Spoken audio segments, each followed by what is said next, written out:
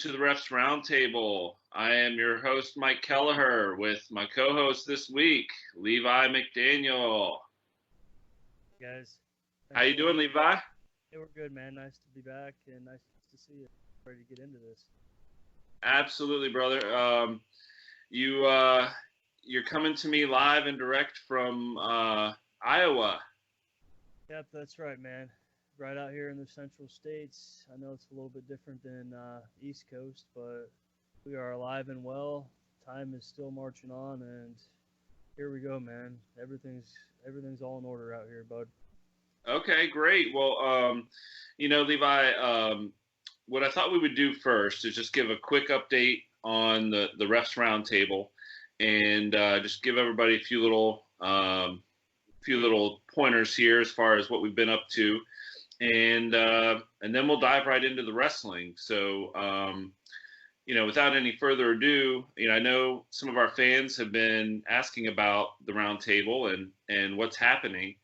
To be quite honest, I've been sick, and don't worry, hasn't been the coronavirus, but I just had a cold and was out of commission. I did do the Wrestling with the Future podcast with Angelo and the Metal Maniac Jeff Miller.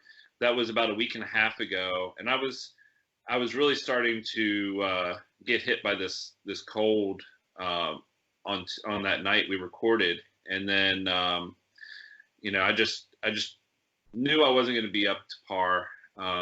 So sat out a few nights, and we were lucky enough to schedule Levi tonight, and so that's what I've been up to. What have you been up to? Well, nothing too much, man. If some of the people watching this didn't watch the first episode I was in, I am an independent wrestler. So last week I did have a show.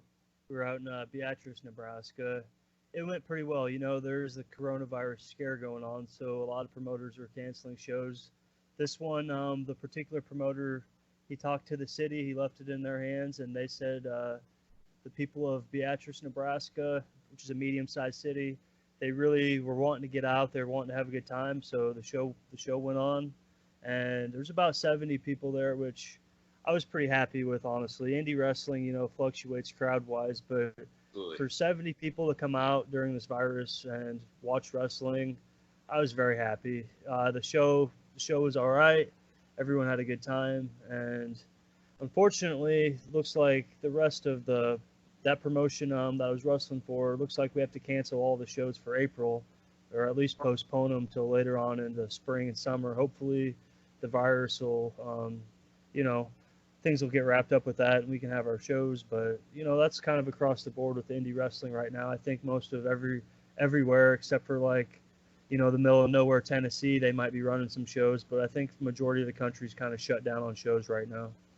Well, and we're going to get into more of how this is all impacting wrestling overall in just a second. But so you're safe, you're good, you're in your dungeon down there in Iowa? That's right. I do step outside of the house to get some fresh air, but other than that, I'm enjoying my time at home just like I did before the virus. I like being down in my basement. I like being on the computer. I like watching wrestling from down here, and yeah, nothing really's changed for me. I'm just hoping for the best for the world, I guess. Awesome. Well, I just want to let everybody out there know that the Refs Roundtable isn't going anywhere. We're going to keep the show going, and what we're going to be experimenting with over the next few shows is some different things to see how they work out. They may work, they may not work. But, just really trying to give you guys the best show possible, and really appreciate everybody's support. As part of the Wrestling with the Future family of podcasts, it's really great to see that I believe over 600,000 downloads have occurred for the different podcasts in the family. So that's awesome. And, big shout out to Angelo DeCipio and, him doing everything he can to keep the Wrestling with the Future podcast going, doing an excellent job. But, we're going to keep the roundtable going. And I guess really at this point, there's nothing else to say other than let's get into it. Let's start talking about some of the topics of the week. Sounds good, man. All right. So Levi, you hit on it a little bit before. We're dealing with the coronavirus. Okay, the entire world is wrestling with the coronavirus. It's impacting everything from government to politics to travel, everything. And just like we've seen in the past, wrestling is not immune from that. So, what is it like out there in Iowa? Right, you hit on it a little bit, but I want to get more into detail. What's it like out there in your neck of the woods? Well, I'd say actually, as this virus, day by day, it seems like more news comes out about it. People are starting to panic, and it's really showing. I live about 30 miles west of Des Moines, the capital city. When I'm in Des Moines, the city, it is almost like a ghost town. People are staying inside. I feel like these smaller towns, most people are more annoyed than anything else. I don't know if everyone's taking it serious. Like, there's not a lot to do in small towns anyways, but small town Midwestern people, they like to drive their trucks around. They like to go to the local bar, which is closed.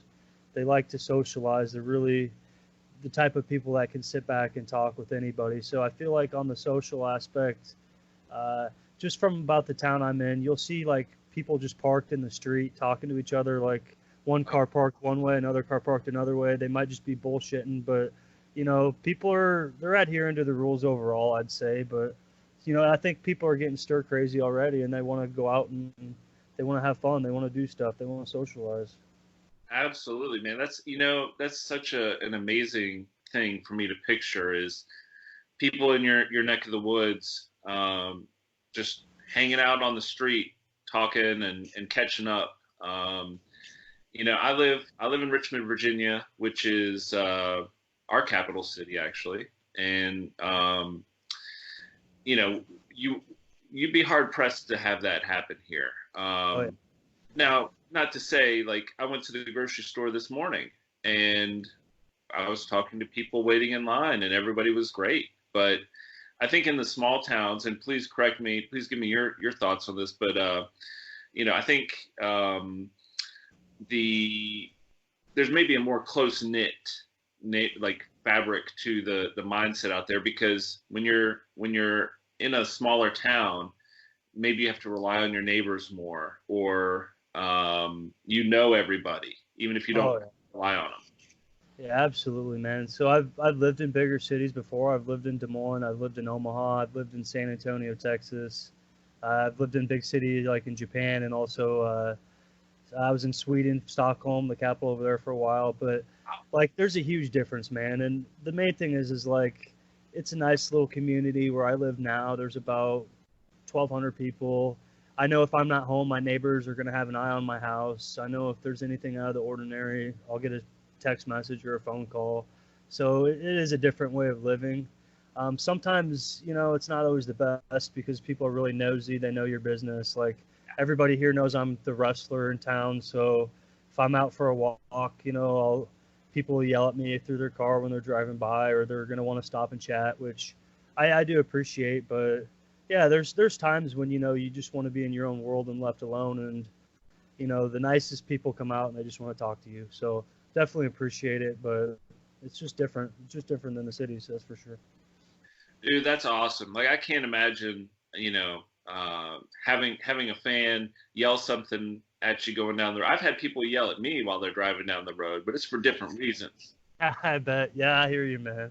So, yeah, it'll be like, there'll be like a kid on a bicycle that have seen me wrestle or something, and they'll yell out my name and say hi, and that's it feels good, man. People know who you are, but at the same time too, you can't. They don't understand too that you're a normal person sometimes, and you're just trying to walk up to the grocery store. You're not your character?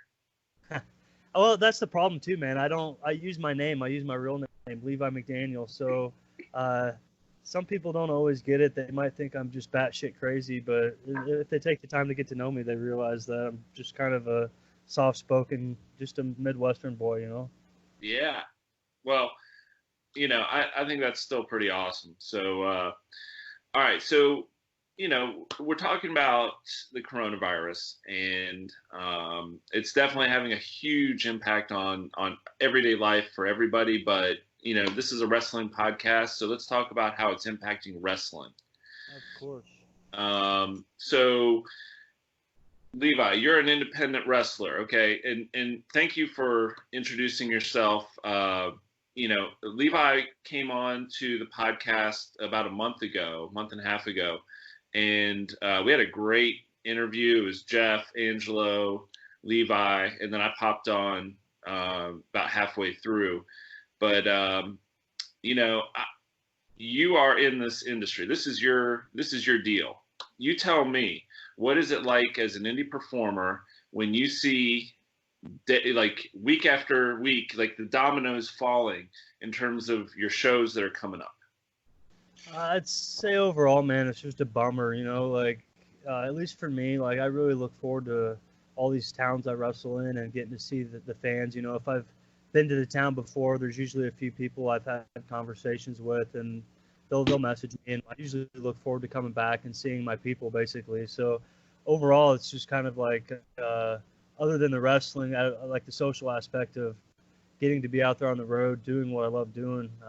It's just going to be a delay, man. So hopefully, after April, things will start to be better in the world. But for me personally, pretty much everything in April is canceled or postponed. So I have to take this time to just work on building my body up more, resting my body also, and just try to be positive about the shows going into spring and summer. But at the same time, it does take a hit for some guys who are making partial living. Most of us have other jobs, but we do rely on going to these shows and making some kind of money and selling some stuff, just a little extra money.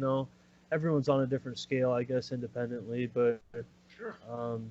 It does affect things, man. But I feel like if guys do it right, they can have the right attitude and just use this time to rest their bodies, actually develop their character a little better, brainstorm, use the time to think, and just try to make the most positive out of it as they can. Well, Levi, let me ask you this. So there's 2 points I want to bring up for discussion. Number one, so April is canceled. Okay. But as we all know, there was probably stuff already booked for May and June, Right. probably. So this is what I'm really into music, and a lot of concerts that were coming up have been canceled or postponed. But I think what's going to happen is we're going to run into situations where more than likely the events will either have to be double booked or put off for long term until there's days available. What do you think?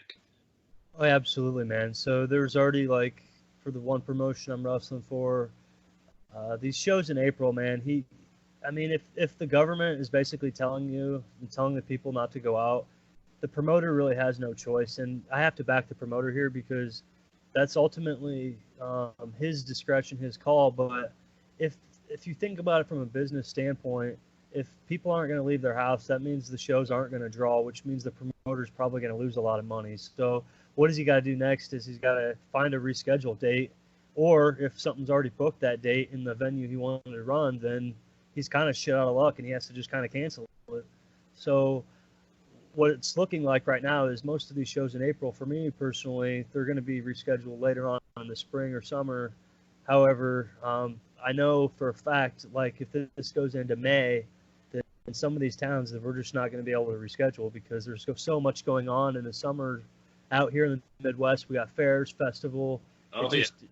There's so much going on that either that venue is going to be booked already, or there's something else in town where it just economically won't make sense to book a wrestling show. So it's definitely like music. You said venues are going to be already booked, and I think we're going to have a lot of cancellations rather than rescheduling, unfortunately. All right, let me put a little twist on this. Okay, so we've got the events being canceled, and anyway, I'm going to come back to one point in just a second, but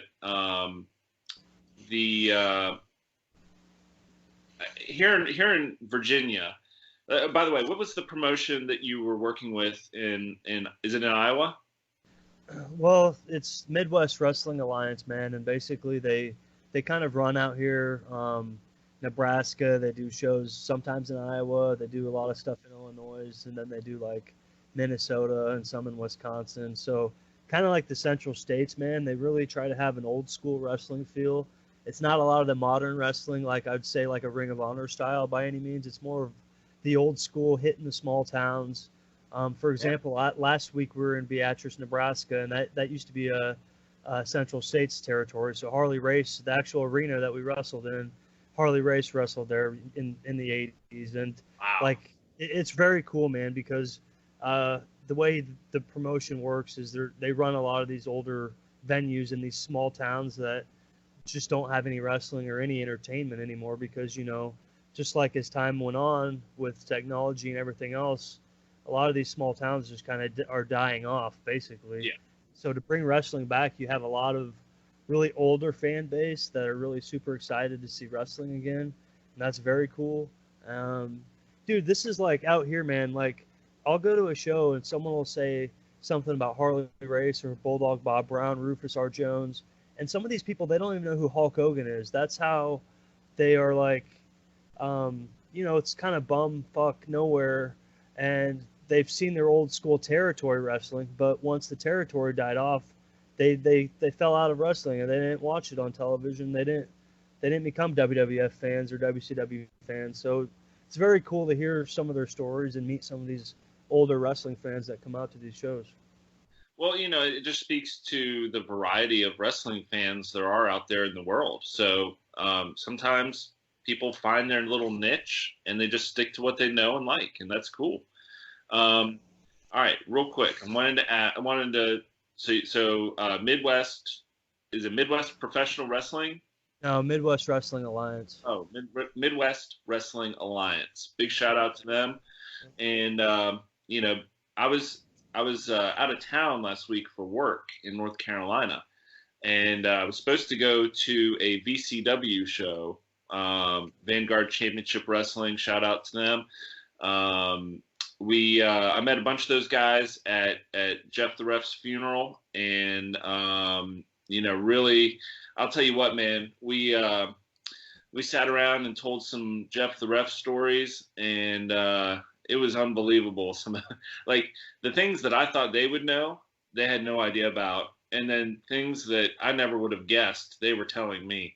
So it was really cool. So shout out to VCW. Their show got canceled. They had Sergeant Slaughter coming into town into Chesapeake to go to their show, and it got canceled. So we'll see if that gets rescheduled. And then shout out to UEW here in basically the greater Richmond area. Those guys are working to get. They have a show on the books for April. We'll see if it actually happens or if they have to cancel or not. But just so everybody knows, if you have a wrestling promotion, wherever you are in the world, we're thinking about you. Now, speaking of wherever you are in the world, you spent some time in Japan. Yeah, I lived there for 2 years, man, and then I went back for like a month to wrestle also. So How much ramen did you eat? how much ramen do I eat? Did you eat when you were there? Oh, I was gonna say now, not so much, but when I was there, man, I ate out all the time, man. Most of my money I spent was on food, or just like going out on the nightlife, going to the bars, having a good time. But just eating out, man. I love Asian food in general. Some of my Japanese fans, if they listen to this, they might get mad at me, but I prefer Thai and I prefer Korean food. But Japanese food's right up there with it. I just love Asian food. So the Japanese ramen's awesome, man. But I would say my favorite food over there was like it would be like a meat bowl, like a rice, steamed rice with just meat over it with some curry or other flavors. But I like the meat bowls more than anything. But I could eat ramen every day too, man, and sushi as well. So I absolutely love it. I was eating that every day, man, definitely. Yeah, I went to Tokyo and we stayed about 4 or 5 days there. And by the second day, I was getting like the ramen headaches because I was just way too much sodium. and but it was delicious. I mean, it was you get the little you get a little machine and punch your number, which one you want, and give the ticket to the waitress, and then your bowl comes out and everything's gravy. But all right, so being let's I could talk about food forever, but Same here, man. so we know that you spent some time in Japan and you have some connections there. Before we talk about the big boys, WWE, AEW, and everybody else, like how is the rest of the world being impacted by the coronavirus? Well, Japan, man, it's right there next to China. They have a big scare right now. Most of the people don't want to leave their house. They're in fear. They really are. I just talked to a few friends over there, man, and there's general panic over there, and I really feel bad for them as far as the having to live their life with that sort of anxiety and sort of stress that is being put on them. But as far as the wrestling promotions, man, it's really affecting things. Like they're also having shows canceled, and the problem with that is some of these wrestlers have contracts with some of these promotions, so it's a bigger portion of their income is not going to be made. However, just like here, there's positives. It's a time that these companies can kind of sit back and maybe rework things, try to figure out things for the future, and hopefully they can put on some awesome shows later. But one thing that I've seen was interesting before these promotions here started doing the empty arena matches.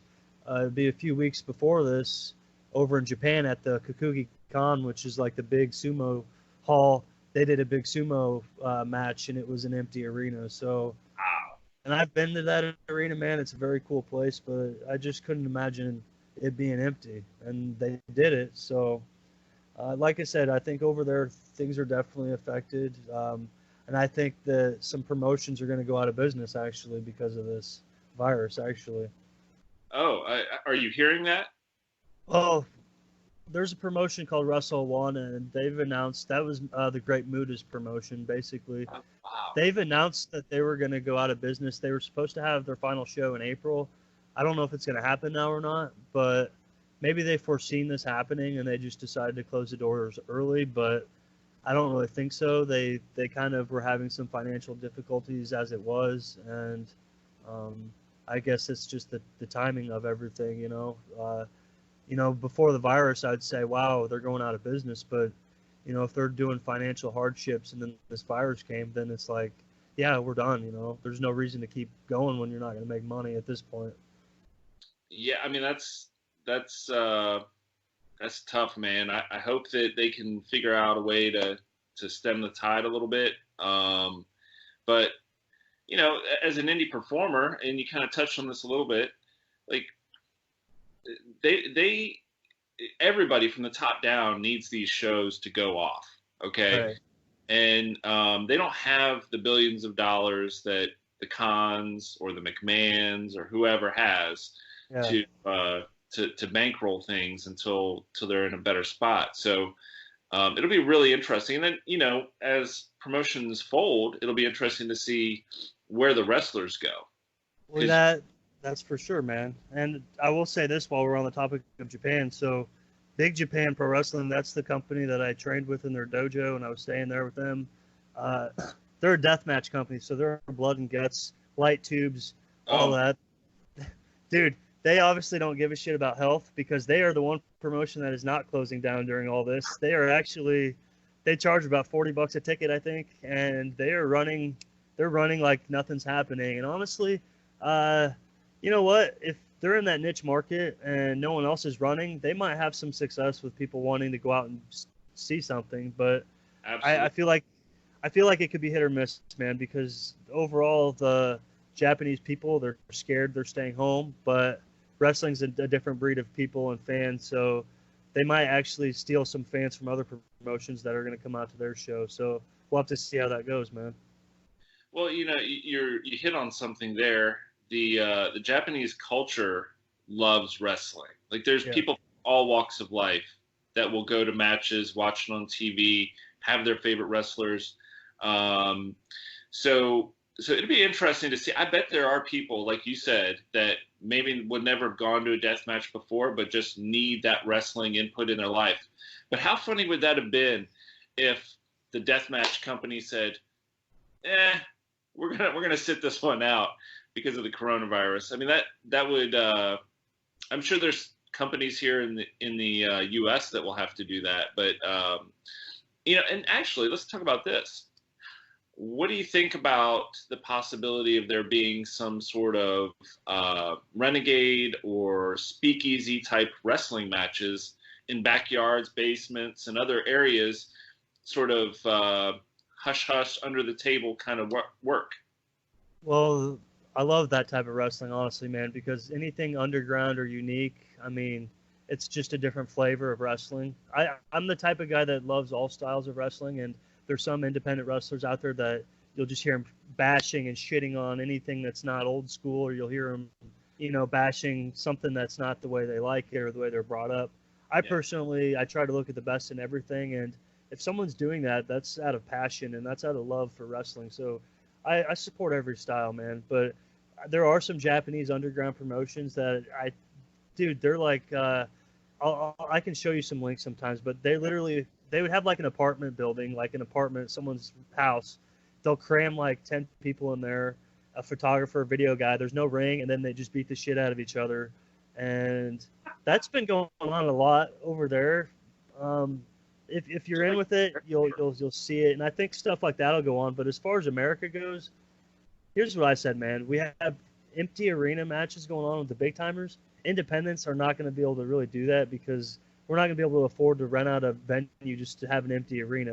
Yeah. However, instead of an empty arena, I'd rather be in a backyard full of crowd of fans and some friends, and that's to me where you're drawing the line of, hey, we know this virus is here, but if you're willing to take the risk, we're going to do this. Whatever the government says, we don't care. We have a spot, we're going to do it. However, it has to be something economical for the promoter to make enough money and the wrestlers to make a little something. Otherwise, it's not practical. But I think they should I think there will be a spike in that, man, definitely. I think they should make more than a little something. And maybe the gimmick is, and I'm only halfway joking with this, but maybe with every ticket you get a free mask and everybody can wear a mask. Absolutely, and sure. then somehow they work the mask into the gimmick in the matches. I don't know. All I'm saying is I bet there's going to be people out there in small towns and off the beaten path that will put up a ring in a barn or in a backyard or a field and make some money. And that's, there's pros and cons. I'm not going to get into politics of it all, but if people are being safe and want to take that chance, that's on them. I'm not even going to weigh in on it, but I as a performer, I feel for you, and I hope that things get turned around so that you and everybody else in the industry can get back to what it is that they love to do, and the rest of the world. So, if you don't have anything else to add about that, let's go ahead and talk about the big boys. Okay, we've got WWE, AEW. Let's talk about WWE first. So, we've had Raw, 2 weeks of Raw and SmackDown with no audiences. And, I got to be honest with you, man. It really bums me out to see that they're showing, like, all right, no fans, that's okay. Do what you got to do. But the fact that they take up such big chunks of their show with old matches just really, really bums me out. And maybe you can weigh in on this. Like, is it a case where, like, I know they have most of the guys and girls at the Performance Center, but I'm sure I saw Rick Rude wasn't able to travel, and I'm sure there's other guys and girls that can't travel either. But like, why can't they fill up a 2-hour SmackDown? 3 hours, I'll give them a little bit of a break on, but still, Like, why can't they fill up their show with matches as opposed to like live matches as opposed to last year's, or I think on SmackDown they had Cena versus Bray Wyatt from 2014. Like, okay. It's horrible, man. And honestly, man, you know, the first when they did SmackDown with the empty arena, I was like, this is going to be interesting, right? Let's check it out. However, I think sooner than later, man, the fans are going to quit watching it. They're going to say this has ran its course real freaking quick because there's only so much they can do with the way they're presenting it. Now, I feel like this would be the best time to have some of those guys on the roster who you don't see every week. Let them go out there and have a 20-minute match. Let them go out there and get that TV time that they're never going to have, and then, you know, make it different, because the problem is, you know, with WWE, everything's always built towards a pay-per-view, and then it seems like SmackDown and Raw is just kind of a filler storyline to get to the pay-per-view. Well, they've announced WrestleMania, which I'm sure we're going to get into here, is going to be at the Performance Center in an empty arena. Well, the sad thing is doing Raw and SmackDown every week like this, by the time it gets to WrestleMania, man, they're going to really have to make it interesting if they want to make it special, because it's going to be kind of like by then. So I would say quit showing these old matches, because, you know, people, if they want to see that, they can get on the network and watch it. They can get on the internet and watch it.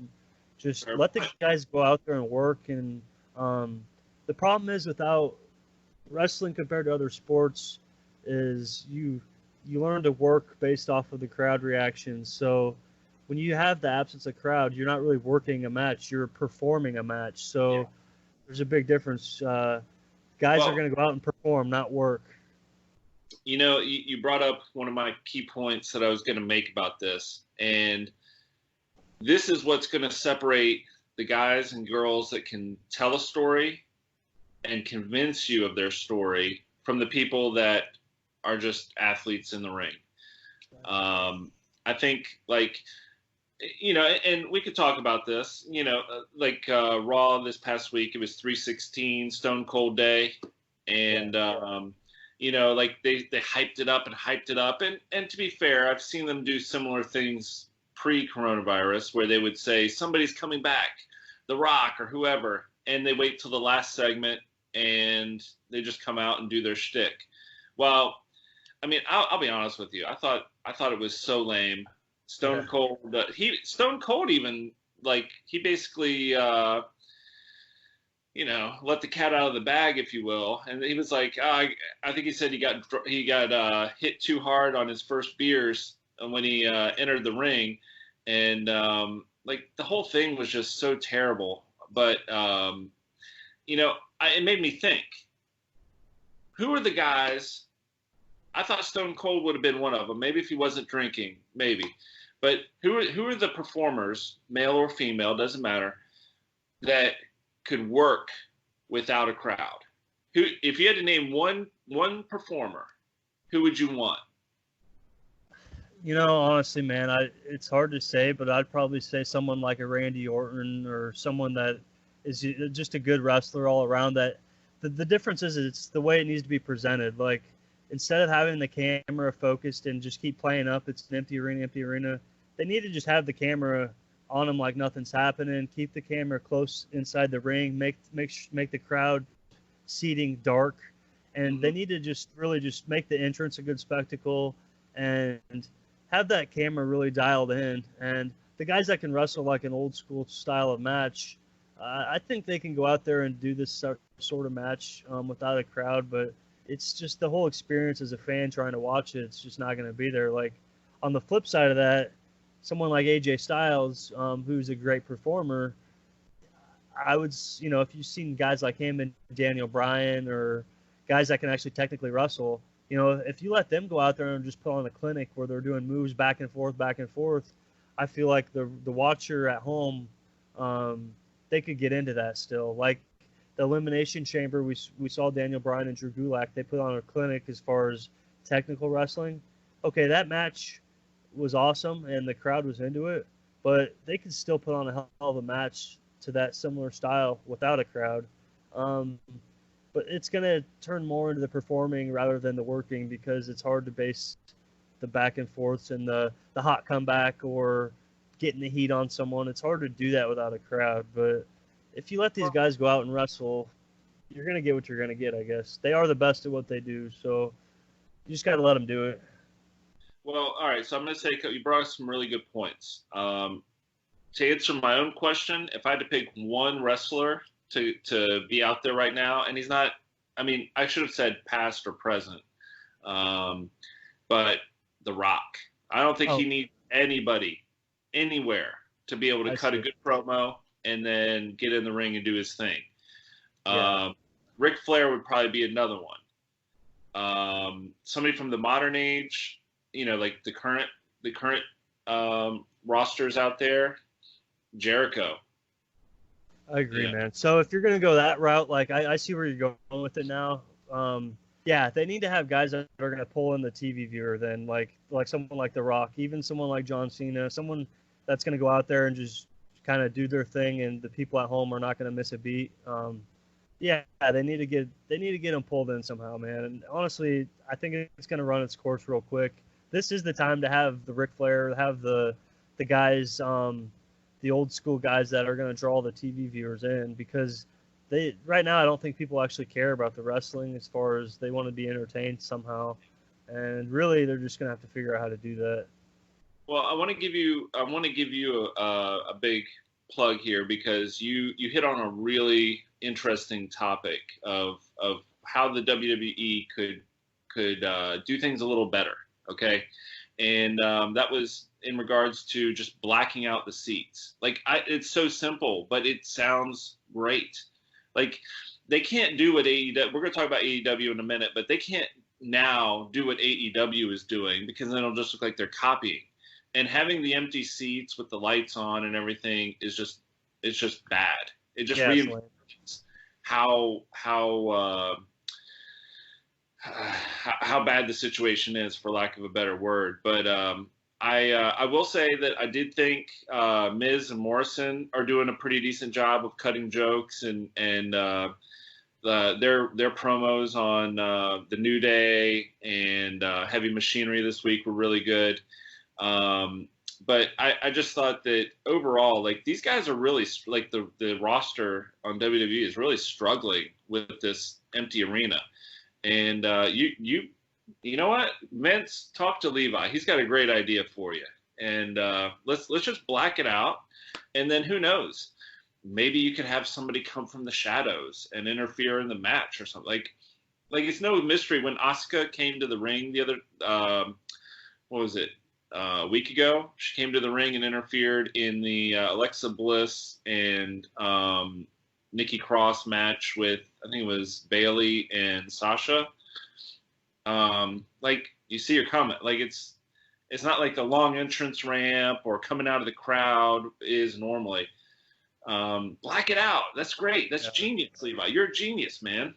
Well, I go on the lines of, I'm thinking of old school territory, studio taping type of wrestling, where, like in Memphis, for example, they might have only had 20 or 30 people, but they put them all on one side of the ring. They had the camera facing that way, and it would appear that the whole place is packed when really it wasn't. So, and I've learned from working indie shows, like, a good promoter will know, especially if it's filmed, you're going to want to put, if let's say that some indies only draw 20 or 40 people, you're going to want to put the seats all on one side of the ring, and you're going to want to have the camera facing that, so it appears larger than life. So, absolutely. You know, someone might hear some sounds and they see the crowd. There might be 30 people there, but watching it at home, you're not thinking about it. You just see a packed arena, basically. But right now with 0 people, just black it out. Have the WWE's so good, and they've got the money for the lighting and everything. You can make the entrances spectacular. Keep the crowd just dark as you can. The commentary needs to be like, they need to be on their best game, and just try to drown out the fact that there's nobody there. Just try to keep running a story. Like, don't Austin, it was lame, man. Like, they're just playing to it that nobody's there. It's like, you know, it's whatever, but they can't do that every week. I mean, we don't know how long this virus is going to be like this. I mean, and my biggest fear is like WrestleMania is the big one, and by the time it gets to WrestleMania, like, people are going to be tired of this type of match, this no empty arena, I think. Absolutely. And you actually brought something up here. I'm looking for my pen so I could make you a note. But while I look for my pen, oh, here it is. You know, we've been spoiled for a while. Okay, WWE's production value has been through the roof for a long time across their different shows. Even NXT, like for what is their version of indie wrestling, like it's Awesome. produced really well. Yeah. And so, I give them a little bit of a pass on the entrances and everything. They're still doing a great work with like the digital Oh yeah. and things. That's great. But we are you said that we are on the road to WrestleMania, and I have to correct you. And this is why, because we are not I just misspelled it. We are not on the road to WrestleMania. We are on the road to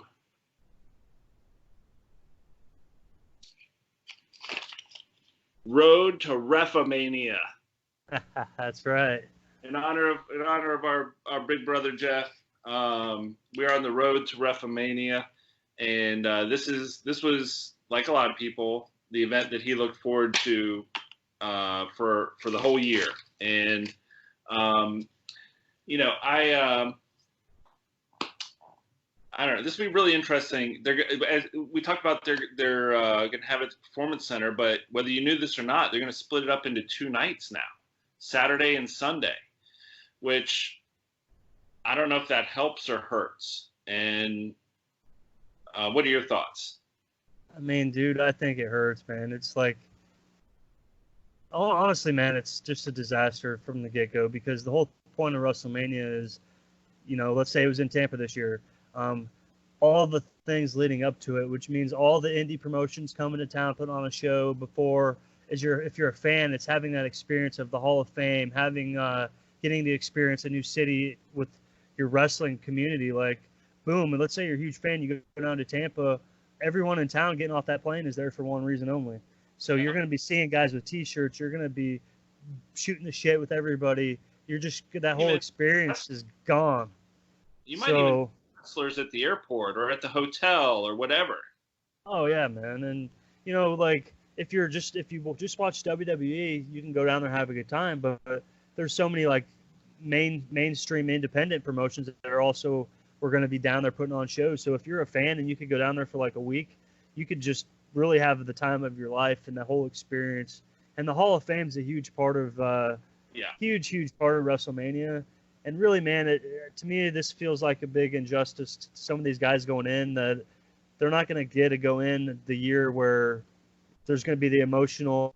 Like, I've cried during some of these Hall of Fame inductee speeches and this sort of thing, and having all the wrestlers, seeing them in the crowd and the fans there, just without any of that, it's just kind of like, damn, dude, it's just going to feel like just nothing really. It's going to kill the extravagance feeling of it, the specialness of it, which the show's got to go on, but it's not looking good to me, man, as a fan.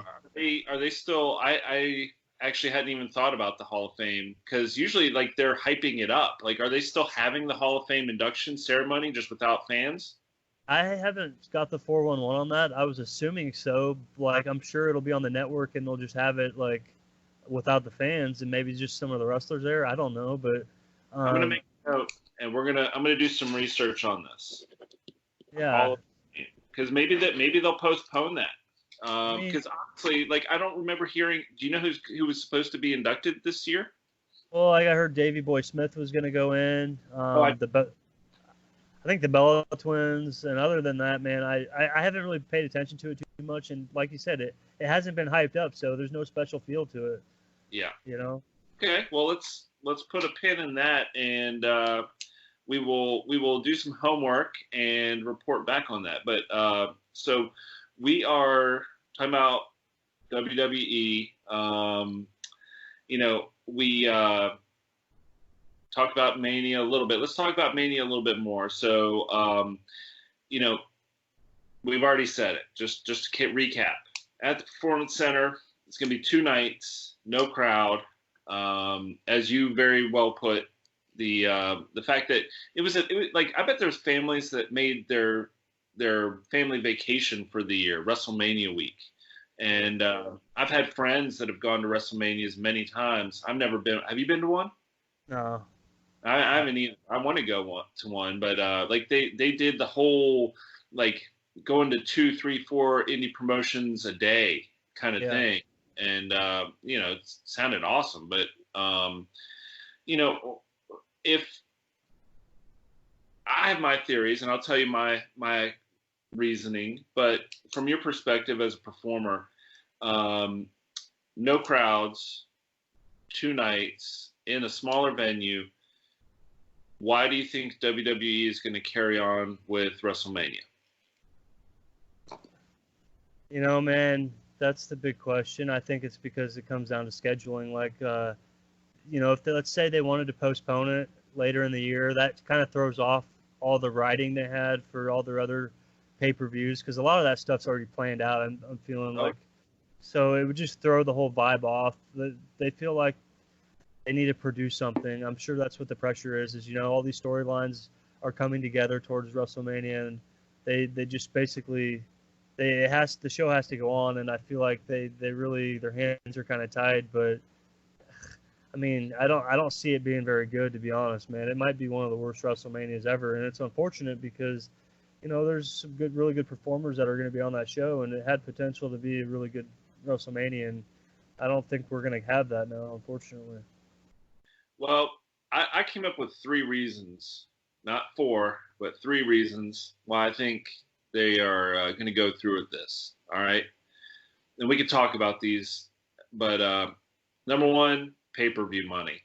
Like they've got a lot of sponsor money and a lot of money tied to this, so they have to go through with it from that end. Yeah. Okay. Number 2, you know, WWE. I remember after 9/11. WWE still had Raw, and you know, it was to give the world a break, and you know, what the WWE is calling the current circumstances. Because I don't know if you knew this or not, but they have banned the term coronavirus from their programming.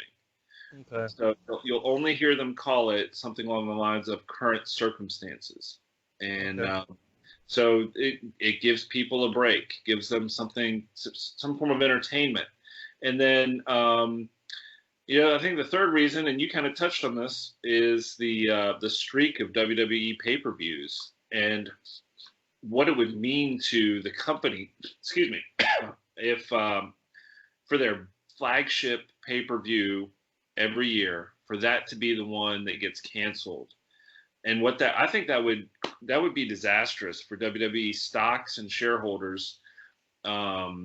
If they were having to cancel WrestleMania. So those are my reasons why I think they had to go through with it. Yeah, man, and I'm glad you brought up the fact of basically suspending the disbelief of what's going on in the world. That's what wrestling's all about, and it's what it's always been about. Like your pet cat could pass away, or your mom could die, or anything could happen in this world, and you still have wrestling on to forget about everything. You might lose your job, all the worst shit in the world that could happen. You know, wrestling's on at this time. You have that to look forward to, and that's what wrestling is all about, man. The wrestling's gotten me through some of my hardest times in life, and it gets a lot of fans through their hardships every week. And you know, some people have a job they dread every week, and they just look forward to getting to sit back and watch wrestling. And that's why I believe they're not going to bring up the name coronavirus, and that's why the show will go on. It's because that's what wrestling is. It's the one thing out there amongst all the sports and anything else in entertainment that, you know, you can count on, and you can sit back, and whether it's good or bad, the show's going to go on. And I do love, that's what I love about professional wrestling, man, for real. Well, absolutely. Like I know it's an escape. It's just a way to live out a dream world or somebody else's fantasy world. And I love wrestling partly for that. So in that regard, I'm glad that they are still providing content, whether it's on weekly programming or pay-per-views. But I just hope they can. I hope they can pull this thing together, because it's one thing to have it on one night, but to spread it over 2 nights. I guess in one sense, maybe if Saturday doesn't go so well, they could tweak some things for Sunday. I don't know. Here's what they should do, man. And like, I don't know why they're not. Like, instead of doing the 2 nights and having it live on the network or whatever, pay-per-view, do it during the week. Because no one's going to be there anyways. So do it pre-recorded and then go in and put they've got the green screen. They could green screen the whole arena, and they could not put fake fans in there, but they could put badass things in there. Like, let's say when the Undertaker's wrestling AJ Styles, they could have like the Grim Reaper and Lightning and the Skulls, and they could have all that in the background during the match. And for whoever, they could have a different theme and just have a green screen, and then go in and put that in, and then present it as one pay-per-view where it's just like a huge trip, man. Like, I mean, they really could. Like, dude, that's a great idea. I don't see it happening, but it'd be cool. What would be crazy is, why not have fights? I mean, they did this a little bit with Heavy Machinery and Miz and Morrison this week on SmackDown, but have more fights go into the empty arena and just bash each other with chairs and stuff. Yeah, I mean, the opportunities are endless, but I feel like if you're not going to have a live audience, then, as far as video editing and stuff goes, there's so much more they could do, as if they would just film the matches and then go back through and just like movies, add a bunch of crazy, trippy stuff that'll just make the matches even more cool. Because this is a one-time thing. Like, we're going to say this is the only time in history, let's say, that this is going to be an empty arena, right? So yeah. Let's make it feel like a trip, man. I want to be like 30 years from now telling my kids, like, yo, you've seen wrestling, but check out this year where, Daniel Bryan's coming out, and in the background, it's just like something trippy saying yes, and having like a green screen of all sorts of things. And Bray Wyatt, I mean, they could do so much with a green screen around the ring of some sort. So that's my idea. Levi, let me ask you this. Are you a believer in conspiracy theories? A lot of them, man. I do, yeah. All right, let me ask you this. Yes, some no, but... Have we actually been to the moon? You really want to know my theories? No, man, because I believe that this is a big subject, man, but I'm not going to say yes or no indefinitely, because obviously I wasn't there, but I do think NASA has a lot of lies, and they make like $53 million a day off tax money, so their job is to go out there and say certain things, man, but I don't think so, man, honestly, man, I really don't. The reason I ask is because you brought up an interesting idea of taping the show during the week. How will we know if it's really live or not? We wouldn't. That's the point, yeah. Yeah, so that's going to be the big wrestling, fanboy conspiracy theory. It wasn't live! It wasn't live! So, exactly. It doesn't have to be, really. Well, just present it. It don't have to be live, but once that pay-per-view starts, just as long as it plays through and it's pretty badass, I mean, people won't really care if it's live or not if there's no fans, I think. But yeah, I don't know. All right. Well, let's transition over. We spent a good amount of time on WWE. Let's talk to who I think are the real winners of the week, AEW. Oh, for sure, man. Yeah. I think, man, this is the time more than ever for AEW to just take it to WWE, just take the boots to them and be like, this is their chance with no fans. This can pull, if they do everything right like they did this week, they could pull those fans away if you want to look at it as a competition, because they did the empty arena style a lot better and more entertaining than WWE did. We're going to get into some guys that debuted there, I know, but overall, it was a better show, for one. But for two, just the video production was there. And I really enjoyed AEW, man. Now's their chance to take over WWE. Dude, well, okay. I think that this is a great opportunity for them to get a bigger slice of the pie. I don't think no matter what they do right now, they won't take over WWE. But I think that, they had one hell of a show this week. And so let's compare and contrast. WWE, no crowd, lots of promos, old matches, and then a few matches for the show, whether it was Raw or SmackDown or whatever. Okay. AEW comes along and they say, hey, whoa, whoa, whoa. We've got all these guys in the back, guys and girls in the back, just sitting there.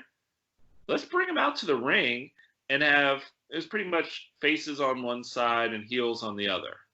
Right. And it was genius. It was great. Yeah. I just think it was such a good move because, and then to your point about focusing in, they only showed that first row or two of seats where the guys and girls were. So you didn't care about the fact that 99% of the arena was empty. Oh, Who yeah. cares? So we'll just go through some quick hits here on what were the highlights of AEW this week, and we'll save some of the debuts and the best stuff for last. But I'll tell you what, man, I thought that women's four-way was really good. It was Riho, Penelope Ford. I'm going to say her name wrong, so I'm not going to. There's another Japanese wrestler that what was her name, Kura or Yeah, I'm trying to remember, honestly, man. That's who it was, but it's not coming to me right off the top of my head either. But it was a great match, man. Those girls killed it, man, every time. And I'll tell you what, I actually used to see Penelope Ford wrestle in Northern Virginia, right outside of D.C., at a promotion. I'm not going to say their name because I don't want to give credit to somebody who's not too well respected anymore, the promoter guy. But I'll just say that seeing Penelope Ford on the Indies and now in AEW, great, absolutely great. She did awesome. What'd you think about the Lucha Bros match? I thought it was cool, man. I mean, like I said, the lucha style, man, that's a style that really has to react to the crowd, and without the crowd being there, they pretty much killed it, man. I thought they're entertaining, man. Would you agree that AEW is sort of doubling down on lucha style wrestling? I'd say so, man. And WWE right now, you have the Lucha House Party, which those guys, honestly, man, I know I don't want to jump back to WWE, but WWE tag team wrestling, there's a lot of hot tag teams right now. That's the one thing WWE is doing really good right now is women's division and their tag team. But there's a lot of places miscued, but they have the Lucha House Party. All right, let me get your best tag teams in WWE and best your favorite in the women's division, whether it's tag or not. I'd say right now, man, Miz and Morrison, man. I'm happy to have them back. I've met Mike the Miz before backstage WWE Raw when they was in Des Moines. I helped do ring crew for him. Dude, he was cool as hell, man. So I've always liked him. Morrison coming back, that's cool. So them tag teaming together, it's cool, man. The New Day, man, they're a team that grew on me, but the crowd, they still love them. So you can't really break them up right now. If they don't have a main spot for Kofi, then they just keep them together. Oh, yeah. Usos are a great tag team also. But, we got Heavy Machinery also, man. You have the Lucha House Party. I don't know, who else am I forgetting over there? That's kind of summing up most of their tag team going in. You have... Yeah, I mean, I'll be honest with you. I'm not a fan of the Usos. Just something about them. I just never really connected with. But excuse me, I would say that Miz and Morrison being back is amazing. Yeah. And hey, let's talk about Seth Rollins. And, and Murphy. Yeah, that was the other tag team I wanted to say. They're good, man. I mean, if you're not gonna have Seth Rollins in a main event picture, then why not have him in this angle? Because there's a story with it too. He's kind of like a leader of his little group here. And can I say this? I'm gonna say two things real quick. Number one, I think I think actually this might have been on the last roundtable I had with Jeff. But I believe a lot of what Rollins is doing is eerily similar to CM Punk in the Straight Edge Society. But it's great. It's absolutely great. I will also say, you talked about them, Daniel Bryan and what's his face? Drew Gulak, the match? Drew Gulak, yeah. I think they're going to be a hell of a tag team. Oh, yeah, man. So I'm not a big fan of Heavy Machinery too much. Like, I do like the Mandy Rose aspect of it. Like, I think that's cool. And now Dolph Ziggler stealing Mandy Rose as his girlfriend is kind of cool. But I'll look for the payoff on that. I'll look for that. But Yeah. overall, Miz and Morrison, I can't, and then Seth Rollins and Buddy. And we got Ziggler and Rude. They're like a thing too. So, I'm a big Ziggler fan, but I am so cold on Rude. So I don't know, man. Like, I don't know. I'm gonna leave that alone for now. But all right, so let's go back to and then the women. Who are your favorite women? I like Asuka, man, because when I was over in Japan, dude, she was over there as Kana, and she was like a super over a Japanese chick. So getting to see her come to WWE and actually like kicking ass, like being in a good spot, like that's awesome. Because a lot of great Japanese wrestlers when they come to WWE, it's kind of like mediocre type run, and Yeah. I feel like she's someone that is a long term. They can do something with her. Other than that, man, I love Charlotte Flair, dude. I mean, totally. I mean, I love the lineage and the Flair, and she's a great worker. But overall, man, Becky Lynch is great. Most of the women in the WWE right now are doing awesome, man. Shayna Baszler, her gimmick, the MMA style. We'll see what it goes, man. It's kind of like their Elimination Chamber match. She does the rear naked choke, chops them all out. Dude, they're trying to make her like a Brock Lesnar style of fighter, which, dude, that's only gonna. What they're gonna have to do is have like Becky go over on her, and that'll make Becky look even stronger. But after that, what are they gonna have for her? I don't know. I am not a fan of Shayna Baszler really at all, and that whole like neck biting thing I thought was terrible. I really like Sasha. I really like. I'm a big Alexa Bliss fan, and I'm really disappointed with how they brought back Liv Tyler, or not Liv Tyler, Liv Morgan. Liv Tyler. Yeah. But Liv Morgan, I was such a fan of hers when she was part of the Riot Squad that to see the way they brought her back, and like she was terrible on the mic, and she like this, like everything they're doing, I feel like they botched it, and she needs to go away, take a break, and come back and just start kicking some ass again. But I want to see more Alexa Bliss, and I want to see more Charlotte Flair. And honestly, I kind of like the Bayley heel turn that happened a while back. So I do too. Yeah, Bayley's cool, man. They're doing a good job with her as a heel.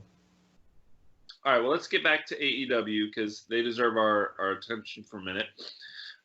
Sorry, I'm getting a little congested again, but all right. So we talked a little bit about Lucha Bros. We talked about the women's four-way. Like some of the things, I don't know if you picked up on some of the stuff, the little things that were happening, whether in the crowd or from commentary. But I made some notes here, and you weigh in on this. MJF betting in the crowd on the matches. That was great. Yeah, it was, man. Absolutely. Colt Cabana, I thought his spot was really good. Agreed. And then what was I going to say? I don't know if you noticed this, but when they were getting ready to do the 6-man tag with the Inner Circle versus the Elite, when they were introducing Hangman Adam Page, on the little bar at the bottom of the screen, if you look, it says Adam hand wash page. I love it. Right. Like Yeah, that's the kind of thing that AEW needs to capitalize on and just run with. absolutely. I didn't catch whether anybody else had funny little things like that on their intros, but that one I thought was hilarious. Yeah, I agree, man. And like you said, man, it's just they have that mainstream feel like WWE now. Where they're on, TNT. They've got the money behind them. So to separate themselves, they've got to just capitalize on all those little pieces in between the actual matches that are gonna captivate people and want them to talk on the internet about. And like we're doing right now, we're talking about, him betting in the crowd and Colt Cabana, all that little extra stuff. That's what'll draw the fans in who's not already watching it. They might click on there and see something like that, and it's going to keep them wanting to come back, hopefully. So I agree. What did you think about Y2? Well, I won't call him Y2J. Our Les Champions color commentary.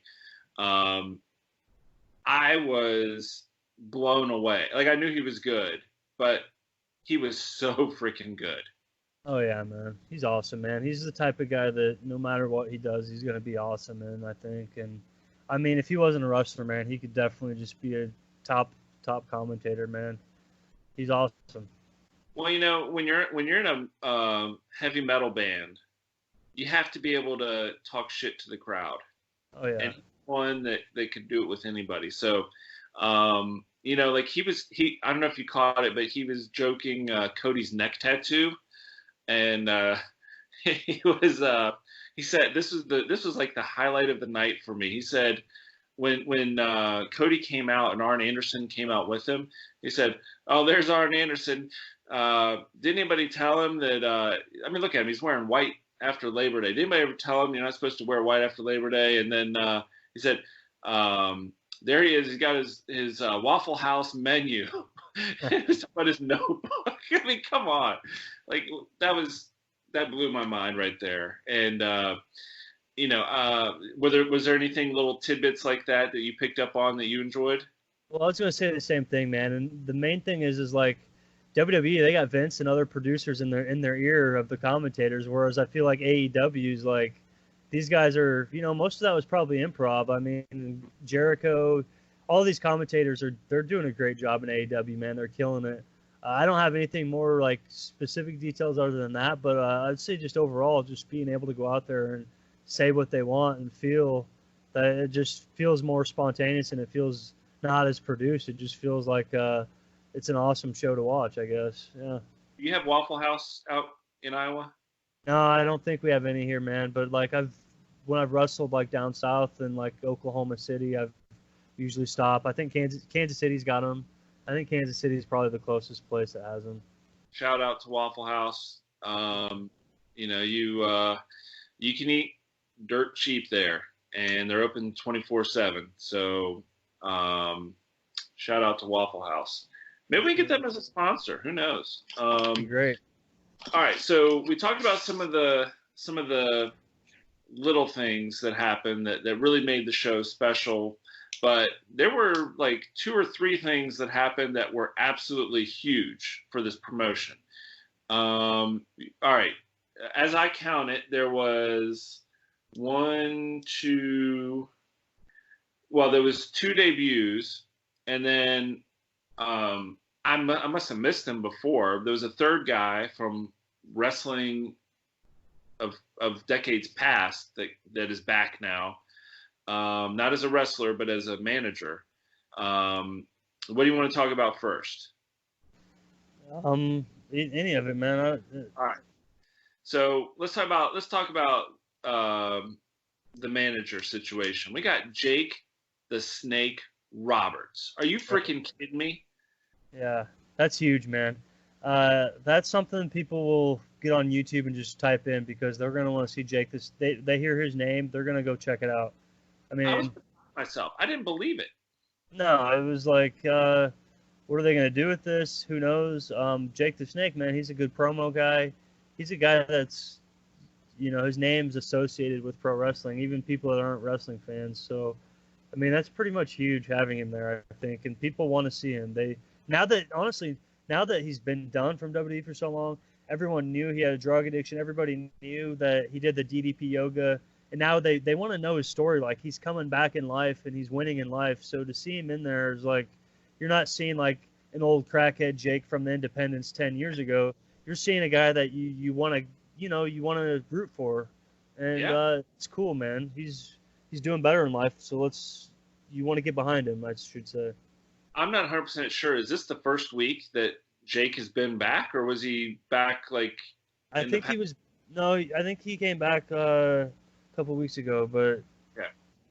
it's without. I mean, I think he's going to be a major part, man. If they let him, at least put him on there for TV time, at least once a show, I'd say. But who knows what they'll do? We should. Like it would be a crime. Like his promo that he cut, like his wrestler, I forgot his name. Like I don't even care about his wrestler.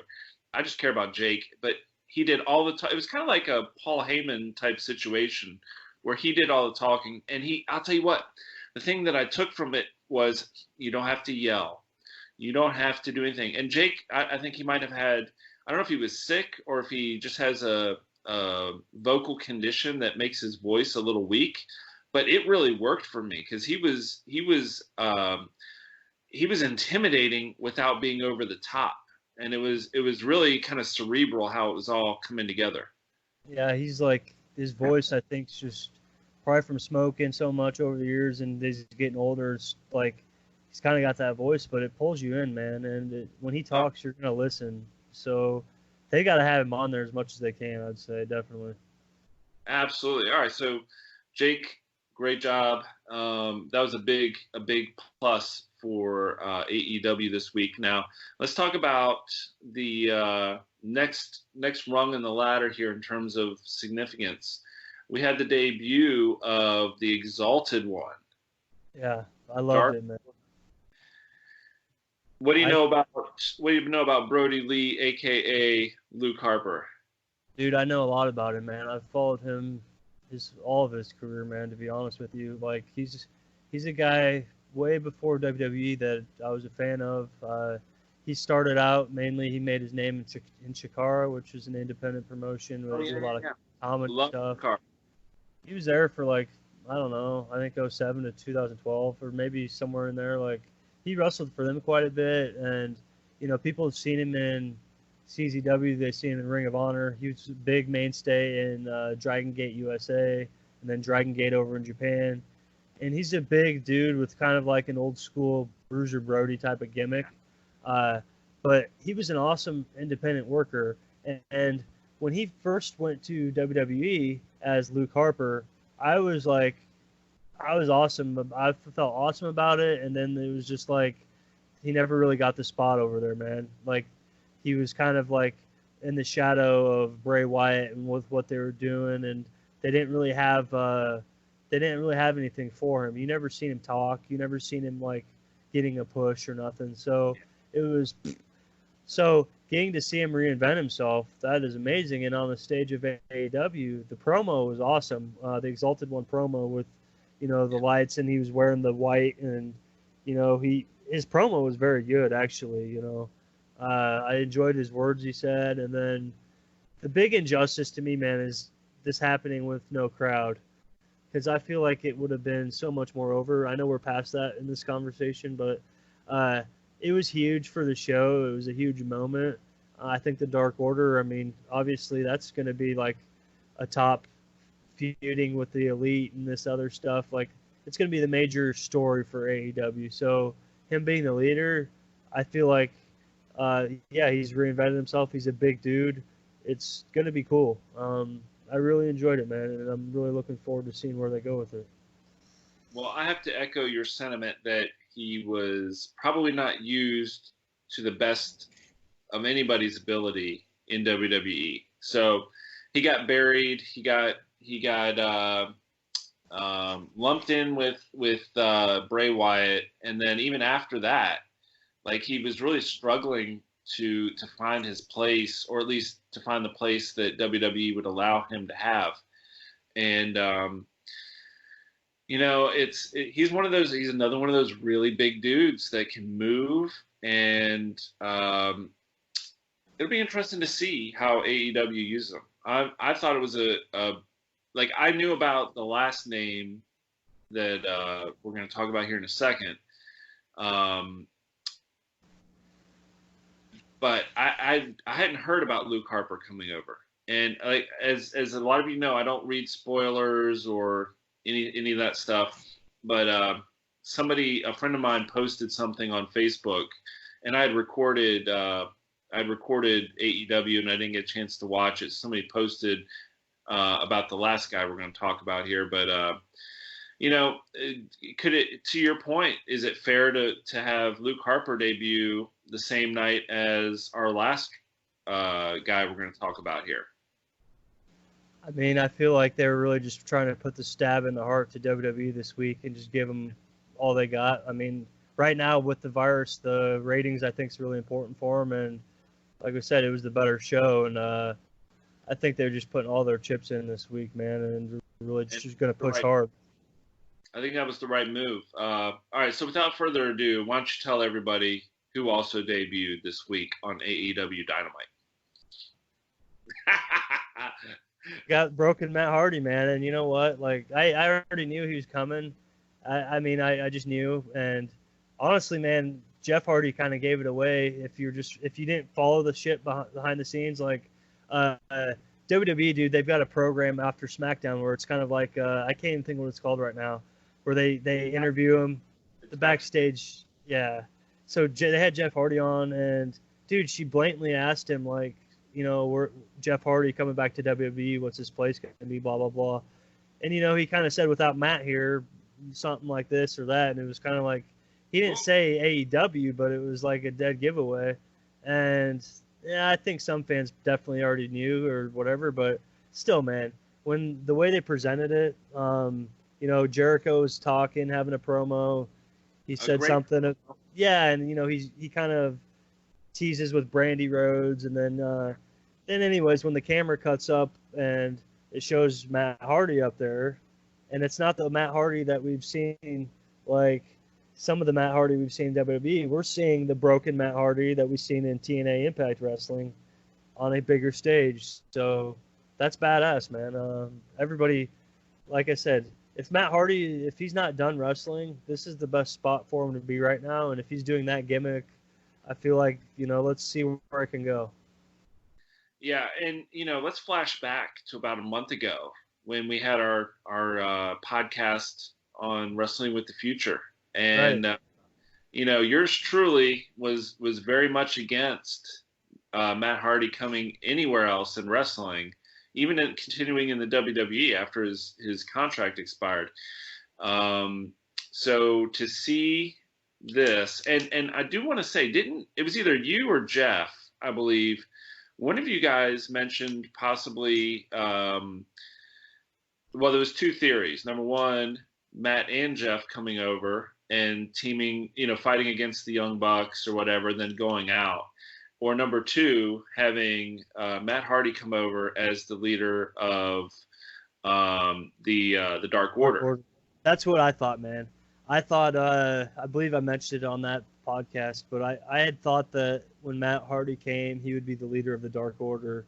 However, we see that's not the case. It's Brody Lee, which honestly, that's a better spot for Brody Lee, I think, because he's a big dude. And Matt Hardy, you know, he's doing the broken Matt Hardy type character. That's what's going to be cool to see. He don't really need to be the leader of the Dark Order. I just thought it would be. I just thought, I had a hunch in my heart that he was going to be the leader of the Dark Order, but he's not, and he doesn't have to be, so it's all cool. I mean, it'll be good. Well, I think his broken Matt Hardy character fits more into the lesson to the Dark Order. Like, they'd have to reinvent him again, I think. Yeah, I mean, we don't want to see him like, you know, he's an older guy now, and his career's towards the end. Like, what was he going to come back and be, like a goth type of gimmick or something newer? Like, no, he just go with what we want to see more of, and that's broken Matt Hardy. So that's what they're doing, and I think the fans are going to enjoy it. Well, hopefully they don't break him in the process of him being broken Matt Hardy. So, yeah. You know, I just thought it was funny that we talked about this about a month ago, and here we are And I know Jeff would be popping hard on this. Sure. So I don't know, man. We've had a great conversation so far. Like, is there anything else that you want to add to this week's episode? Well, I'll just say real quick while we're on the subject of Hardy, let's talk about him and Jeff Hardy real quick. Yeah. They're at two spots of their career that are totally different right now. Absolutely. And Matt Hardy's in the spotlight again, man. He's going to be in the main picture working an angle with Jericho, whereas Jeff Hardy's career is kind of in WWE. He's uncertain. He's not going to have that main push. What's he going to be doing? Why is he there? Is it really worth it to be there? I mean, are they just gonna job him out? Are they gonna I mean, it's not like I don't think he's gonna be a main eventer, dude. So I mean, that's where we were talking about business. It comes down to business. Maybe he's just taking the safe, easy route. He's gonna have to tone down his style, but there's only so many spots in WWE, and where's he gonna fit in? And is he just gonna kind of fade away? Whereas now we have Matt Hardy's gonna be one of the main dudes in AEW, and that's super cool. I just in my bald dome of knowledge here, I had a epiphany. So once the whole Edge and Orton thing is over, who better for Edge to fight for them both to go out, or at least one of them to go out? Jeff Hardy and Edge. Well, that'd be dope, man. I mean, if they do that's the way to do it. I mean, because Edge, is only going to be there for a few matches, but Jeff Hardy, he's probably winding down. He said he was healthy and he's going to be good, but they should just build it up for something like that with Edge, and then maybe he can switch over to AEW or do something else. Who knows? But he's not going to be able to do his style, man, that everyone loves him for. So, they have to do what's going to sell, and that would be him versus Edge. One last run, I guess. Last run. It'll be interesting. Or have them tag. And that'd be cool too. Yeah, I mean, well, if you don't have anything, I'm gonna give you a chance. If you don't have anything else, we're gonna go ahead and start wrapping this puppy up because this was, I think, a great episode. It was fun, man. Yeah, I definitely agree. All right. So, we normally end the episode of the Refs Roundtable with a memory of Jeff. Okay, it was normally Jeff and I's childhood growing up or something, but if you have one, go ahead. If not, I've got one. I know you didn't know Jeff quite as long as I did, but I'll just say, man, honestly, you're right, man. You grew up with the guy. The first time I'd really spoken to him was when we did that episode before. Yeah. However, I'll just reiterate, man, I could tell he was the type of guy, man, the first time I talked to him, he's a very friendly guy, and he seemed like a guy that never knew a stranger, and you could talk to him and just be like you've known him your whole life. So I felt very comfortable. Only the time I talked to him, I felt like I've known him, like, since I started wrestling. So he seemed like a very cool dude, and I feel like it's very unfortunate what happened, and everybody that's affected by it, hopefully their grieving is going okay, and let's just not forget the memories that we have of the guy. He was a good guy. Thank you for saying that, man. I'll tell you what, his funeral, it was surreal. There was so many people that came to this event. I went to the viewing on Friday night, and then the service on Saturday. And like I said, after excuse me, I'm sorry, I'm choking. I'm congested here. After the viewing Friday night, I got some of the guys together and we went out and had some pizza. And we were just telling stories about the ref. And so, some of the stories I can't share, or I'll have to maybe have some editing to them. But Jeff was a character, man. And, so one of the memories I have of Jeff and I, we, and I hope I didn't already tell this story. I'm pretty sure I didn't. But when we were about 10 years old, we were over at a friend of ours, his kid Joseph's house. And Joseph lived, probably like a 5-minute bike ride from where Jeff lived. All right. And so we're over at Joseph's house. And then I guess Joseph had to leave or something. And so we were kind of making our way back to Jeff's house. And so there was these 2 kids that were older than us that started messing with us. And, look, this was a very important day in the education of Mike Kelleher and Jeff Robinson, because we decided, we were kind of huddled up. I'm like, what the hell are we going to do against these guys? Like, if we were 10, they were probably like 13, 14 years old. And so they're messing with us. And then I said, I don't know if I said it to Jeff or Jeff said it to me, but we were like, let's do the double drop kick. And we were the biggest Rock and Roll Express fans. And that was like the most devastating thing we could think of. And so we tried to do the double drop kick. And let's just say neither of us knew how to do a drop kick. And we ended up getting beat up.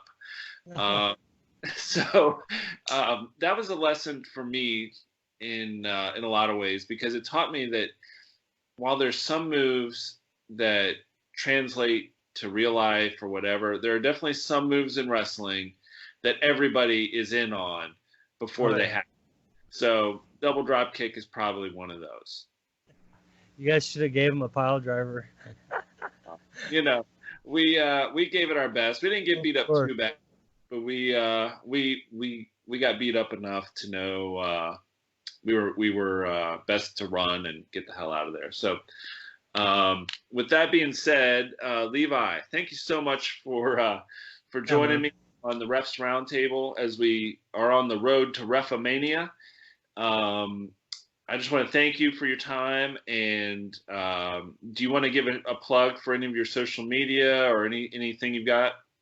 Sure, man. I got a website, LeviMcDaniel.com. Check me out there. And then LeviMcDaniel.sellmytees.com. That's a website you can find t-shirts and stuff. So other than that, man, YouTube.com/LeviMcDaniel. You can see matches, stuff like that. So other than that, man, just it ain't all about me. So enjoy wrestling, and thanks for watching, everybody that's watching this. Appreciate it. Well, it is, a big part about you, and you bring a lot to the table. So I appreciate you helping out and being such a good co-host on the show. The thing I'll just say is, if anybody wants to find me, Mike Kelleher, I'm all over Instagram with I'm really into records, and I have a Instagram handle called Hi-Fi Mike Hi-Fi Mike on Instagram. And then my personal one is MK333. And then you can see me on TV. Check your local listings for a show called Legacy List with Matt Paxton. It's a show basically where we tell family story through the items we find in their house. We have one season that's currently showing all across the country on PBS. So check your listings. And with that being said, I just want to say thank you to Levi. Thank you to everybody who downloads and listens. We really appreciate your support. Please be on the lookout. We'll get another episode ready for next week. But everybody stay safe, stay healthy, and let's call it. That's a wrap. Right on, man. Thanks, Levi. Have a good one, buddy. Thanks, man. Let's see. Hang on 1 second. 3, 2, 1. All right.